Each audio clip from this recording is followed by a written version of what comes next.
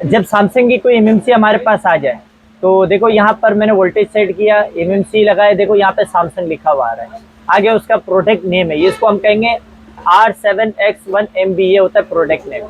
तो अभी हम इस एमएमसी की बेड हेल्थ एक दफा चेक करते हैं कि इसकी बेड हेल्थ क्या है। अब देखो सैमसंग की जो एमएमसी है ना, इसकी बेड हेल्थ है 20-30 और नीचे नॉर्मल लिखा हुआ आ रहा है। तो सैमसंग की बेड हेल्थ जो होती है ना, वो हम यहाँ से हो तो जाती है लेकिन हम यहाँ से क्लियर नहीं करते, क्योंकि यहाँ पर अक्सर ऐसा होता है कि बेड हेल्थ हम वो शो तो कराते हैं कि बेड हेल्थ क्लियर हो गया, लेकिन यहाँ पे फिर भी खराब होती है। तो सैमसंग की एमएमसी का बेड हेल्थ क्लियर करने का थोड़ा सा अलग तरीके से हम करते हैं, उसमें 100% हमारा काम हो जाता है। या 100% नहीं, ये कोई एमएमसी क्लियर बेड हेल्थ निकालता है, कोई नहीं निकालता है, लेकिन मैं जो आपको तरीका बताने जा रहा हूँ उसमें 100% आपका हेल्थ क्लियर हो जाएगा। तो उसका तरीकेकार ये है कि हम इस टूल को क्लोज कर देंगे। यहाँ पर लिखा हुआ है, ये लिखा हुआ है इजी जीटेक टूल, इस पर हम डबल क्लिक मारेंगे। डबल क्लिक मारने के बाद इसको हम ओपन करेंगे।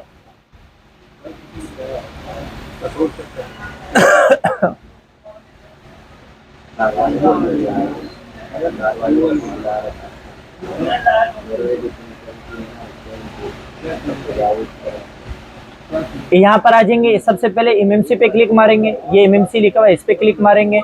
एडवांस पे क्लिक मारेंगे, ये यहाँ पे गौर करेंगे कि सॉकेट है या आईएसपी है, तो हमारा सॉकेट, हम सॉकेट पे छोड़ देंगे। ये डिटेक्ट लिखा हुआ है, डिटेक्ट पे क्लिक मारेंगे। डिटेक्ट पे क्लिक करने के बाद फिर उसके बाद फैक्ट्री, ये लिखा हुआ यूनिवर्सल फैक्ट्री फॉर्मेट, ये जगह हमने गौर करना होगा, ये लिखा हुआ होना चाहिए। फिर उसके बाद जो है ना कस्टम ऑपरेशन, ये लिखा हुआ है, इस पर क्लिक मारेंगे, यस करेंगे। बस सिर्फ एक दफ़ा ये करना है। ये करने के बाद जब यहाँ पर ये हो जाएगा कंप्लीट, डन लिखा हुआ आएगा, ये डन लिखा हुआ आ गया। उसके बाद में दोबारा से डेस्कटॉप पे एक फोल्डर बनाएंगे, वही न्यू फोल्डर 3 के नाम से फोल्डर बन गया है। ये लिखा हुआ है डम्प EMMC-FW, डम्प EMMC-FW, इस पे क्लिक मारेंगे। डेस्कटॉप पे क्लिक मारेंगे, न्यू फोल्डर 3 पे क्लिक मारेंगे और ये सेव कर देंगे। ये अभी ये इस मेमोरी की FFU फाइल को रीड कर रहा है, FFU फाइल को ये रीड कर रहा है। इसने FFU फाइल को रीड कर लिया है, नहीं बल्कि अभी कर रहा है, कर लिया बल्कि। जब ये FFU फाइल को रीड कर लेगा, मैं इस फोल्डर को खोल के देखता हूँ, तो ये देखो फाइल ये आई हुई है, इसको मैं क्लोज करता हूँ। तो अब आप इसी फाइल को वापस डालना है, इसी फाइल को आपने वापस डालना है। ये लिखा हुआ है अपडेट EMMC-FW, आपने जो रीड किया है ना, उसी फाइल को आपने वापस डालना है यार, ये आपके बेड हेल्थ क्लियर हो जाएगा। अच्छा, इस पे आपका RPMB भी क्लियर हो जाएगा, दो चीजें एक साथ होंगी। अच्छा, अब अपडेट EMMC-FW, इस पे हम क्लिक मारेंगे, फिर यहाँ क्लिक मारेंगे, फिर यहाँ क्लिक मारेंगे। ऊपर वाले दो जगह पे, ऊपर लिखा हुआ है एडवांस मोड, नीचे लिखा हुआ है ओवरराइट फर्मवेयर, ये दो जगह पे क्लिक मारेंगे। फिर उसके बाद 3 डॉट वाला जो पिन है, इस पे क्लिक मारेंगे, डेस्कटॉप पर आ जाएंगे। डेस्कटॉप पर आने के बाद न्यू फोल्डर 3 पे क्लिक मारेंगे, फिर इस फाइल को हम दे देंगे। जब ये फाइल दे दी, यह कन्फर्म का बटन लिखा हुआ है, इस पे क्लिक मारेंगे और यहाँ पे लिखा है राइट FFU, इस पे क्लिक मार देंगे। यहाँ पर लिखा हुआ है 2 मिनट 30 सेकंड वेट करें, 2 मिनट 30 सेकंड लिखा हुआ है, लेकिन कभी बाकी में 2 मिनट 30 सेकंड लगाता है, कभी 3-4 मिनट भी लगा देता है और कभी कभी 30 सेकंड के अंदर हो जाता है ये, और कभी कभी 10 सेकंड में हो जाता है। तो हमें इंतज़ार करना होगा इसके लिए। ये लिखा हुआ है सक्सेस, ये नीचे डन लिखा हुआ है, ये लिखा है please don't forget repair EXT CSD from backup. फिर नीचे लिखा please don't forget continue boot size. इन दोनों का मकसद एक ही है और आपका इस जगह पे जाने की जरूरत, इसको इग्नोर करना है, क्योंकि जब आप फ्लैश फाइल डालते हो ना, आप जब भी फ्लैश फाइल डालते हो, फ्लैश फाइल के साथ आपकी ये फाइल साथ ही आ जाती है। मतलब जब आपने फ्लैश फाइल डाला तो ये ऑटोमेटिकली हो जाता है, तो इस बात को इग्नोर करना है। इसको हम क्लोज करेंगे। क्लोज करने के बाद फिर हम इस वाले सेटअप को वापस खोलते हैं। इस सेटअप को वापस खोलने के बाद थोड़ा सा वेट कर लेते हैं।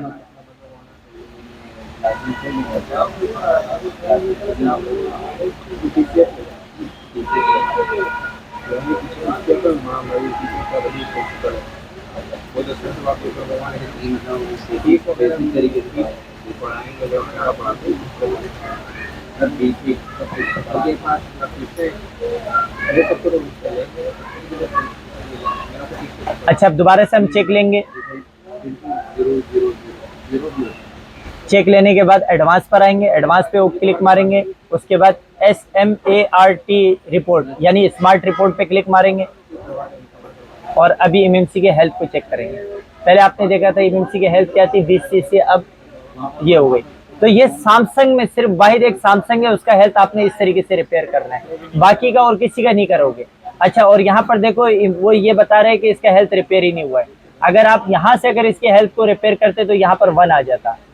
तो ये सैमसंग एमएमसी जब भी आ जाए यहाँ सैमसंग पढ़ लो, तो इसकी हेल्थ को वहां से जाके क्लियर किया करो और इस तरीके से करो जो तरीका मैंने अभी आपको बताया। उसके बाद फिर आप राइट बाय वंडर पर आ जाओगे। राइट बाय वंडर आने के बाद अब आपके जो क्या बोलते हैं MTK है तो ये वाला सेलेक्ट करोगे, और अगर सैमसंग का मोबाइल है तो फिर ये वाला सेलेक्ट करोगे। सैमसंग की फाइल कोलकॉम है तो ये वाला क्लिक करोगे।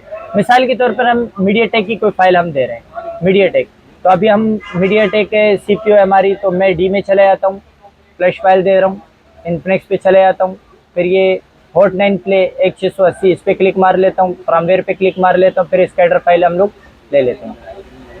जब मैंने इसको स्कैडर फाइल दिया तो अभी इसमें आपको एक चीज़ समझाना चाहूँगा मैं, इसमें कोई और फाइल देते हैं, ये नहीं ले रहे, एक दफ़ा फिर चेक ले लेते हैं।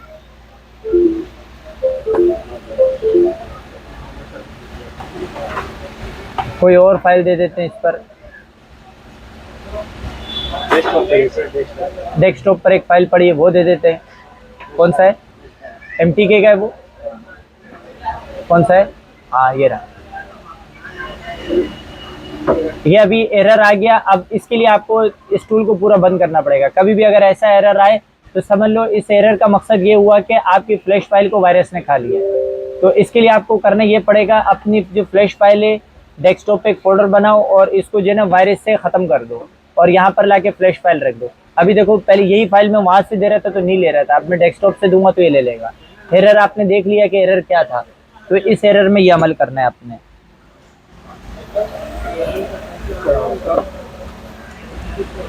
कल वगैरह चाय वगैरह कोई बहस हुई है मेरे खान के साथ। कल हम लोगों ने टोटल मंगवाई भिंडी 3 चाय, एक सुबह और 2 शाम में, और रात शाम में फिर आते हुए चाय के पैसे मांगने के आया, बोले उसका तुम्हारा नाम दिए 4 चाय दे देंगे सर, मुझे वो तेरे हाथों में दे देंगे। उसके बाद फिर हम चेक पे क्लिक मारेंगे दोबारा से। चेक पे क्लिक करने के बाद राइट बाय वंडर पर आएंगे, MTK पर आएंगे, यहाँ पे फाइल देंगे। डेस्कटॉप पे मैंने बताया था कि डेस्कटॉप पे फाइल पड़ी हुई है, यहाँ पर हमारी फाइल पड़ी हुई है।